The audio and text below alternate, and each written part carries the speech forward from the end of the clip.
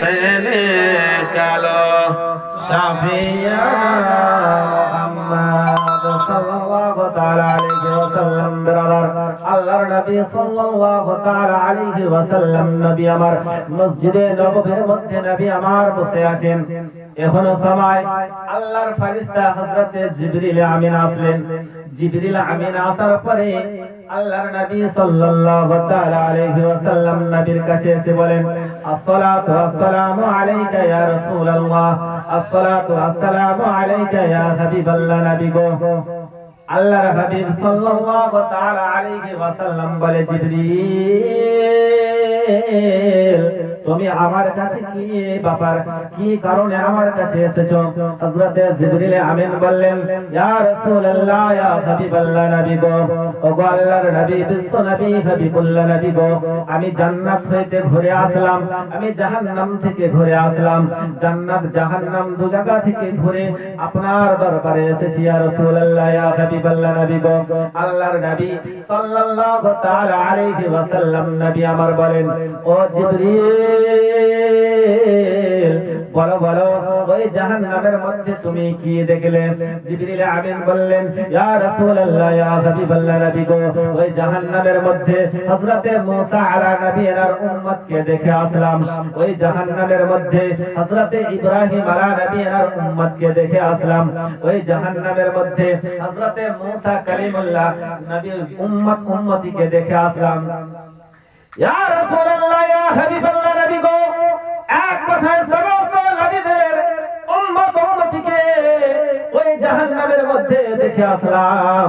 যখন এই কথা বলেছেন আল্লাহর নবী সাল্লাল্লাহু তাআলা আলাইহি ওয়াসাল্লাম নবী আবার বললেন, ও জিবরিল বলো বলো, ওই জাহান্নামের মধ্যে কি তুমি আমার উম্মতিকে দেখে আসলাম? ওই জাহান্নামের মধ্যে কি আমার উম্মতিরা আছে? যখন এই কথা বলেছেন জিবরিল আমিন চুপ হয়ে গেছে। জিবরিল আমিন যখন চুপ হয়ে গেছে, আল্লাহর হাবিব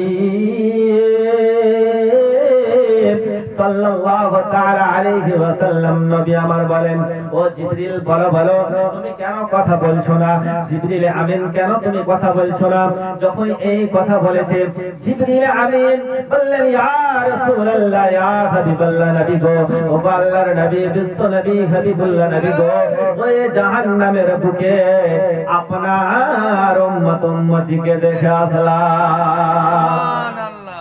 যখনই নবী মুস্তাফাকে হযরত জিবরিল আমিন বললেন যে, ইয়া রাসূলুল্লাহ ইয়া হাবিবাল্লাহ। নবী গো, ওই জাহান্নামের বুকে আপনার উম্মতিকেও দেখে আসলাম।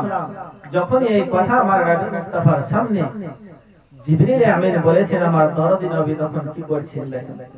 আমার নবী মুস্তাফা যখন শুনেছে তার গুনাহগার উম্মতের কথা, আল্লাহর নবী সাল্লাল্লাহু তাআলা আলাইহি ওয়াসাল্লাম নবী যখন জিবরিলের মুখ থেকে শুনেছে যে তার উম্মতি যেন জাহান্নামের মধ্যে নিক্ষেপ আছে, এই কথা শোনার পরে আল্লাহর হাবিব সাল্লাল্লাহু তাআলা আলাইহি ওয়াসাল্লামের যেন চোখ দিয়ে পানি ঝরতে থাকে, চোখ দিয়ে যেন ঝরে ঝরে পানি ঝরে যায়। আল্লাহর হাবিব সাল্লাল্লাহু তাআলা আলাইহি ওয়াসাল্লাম মসজিদে নববীর ভিতর থেকে পার হয়ে গেলেন। কানতে কানতে নবী মুস্তাফা আবার যেন জঙ্গলের দিকে চলতে শুরু করলেন। নবী মুস্তাফা যেন জঙ্গলের মধ্যে চলে গেলেন। সাহাবীয়া রাসূলরা যখন মসজিদে নববীর মধ্যে চলে আসলেন, মসজিদে নববীর মধ্যে আসার পরে দেখেন আল্লাহর হাবিব সাল্লাল্লাহু তাআলা আলাইহি ওয়াসাল্লামকে দেখতে পায় না, বিশ্ব নবীকে যেন দেখা যায় না। আল্লাহর হাবিব কোথায় যেন চলে গেছে। সাহাবীয়া রাসূলরা মসজিদে নববীর মধ্যে আসার পরে এক অপরকে জিজ্ঞাসা করলেন যে, তুমি কি আমার নবী মুস্তাফাকে দেখেছো? তুমি কি বিশ্ব নবীকে দেখেছো? তুমি কি হাবিবুল্লাহ নবীকে দেখেছো? তুমি কি দয়াল নবীকে দেখেছো? তুমি কি মায়ার নবীকে দেখেছো? তুমি কি রাহমাতাল লিল আলামিন নবীকে দেখেছো? সাহাবীয়া রাসূলরা আল্লাহর নবীর মহব্বতের সাহাবীরা এক অপরের সঙ্গে যখন কথা পছন্দ করে, কেউ বলতে পারে না আমার নবী মুস্তাফা কোথায় যেন চলে গেছে। সাহাবীয়ে রাসূলুল্লাহ যেন হতাশা হয়ে গেছে, মদিনার গলি গলি যেন খোঁজাখুঁজি শুরু করেছে।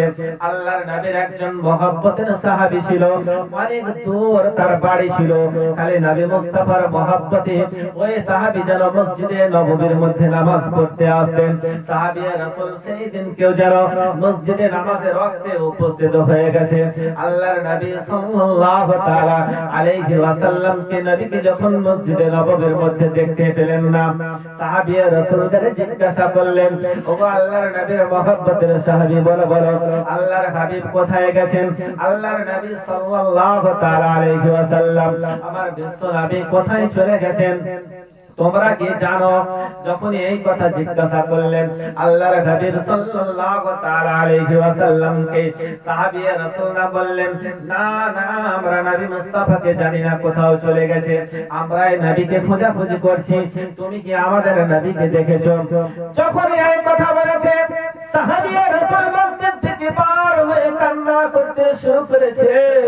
তাকে জিজ্ঞাসা করা হলো, ও সাহাবী, বলো বলো তুমি কান্না কিসের জন্য করো, তুমি কিসের জন্য চোখের জল ফেলো? বললে, আমার নবী মুস্তাফা মসজিদে নববীর মধ্যে যখন থাকে, আমি যখন এই মসজিদে নববীর মধ্যে নামাজ পড়তে আসি, আল্লাহর হুকুমে নামাজ পড়ি আর নবী মুস্তাফার জিয়ারত করে নি। আল্লাহ রাব্বুল আলামিন যে নামাজ পড়ার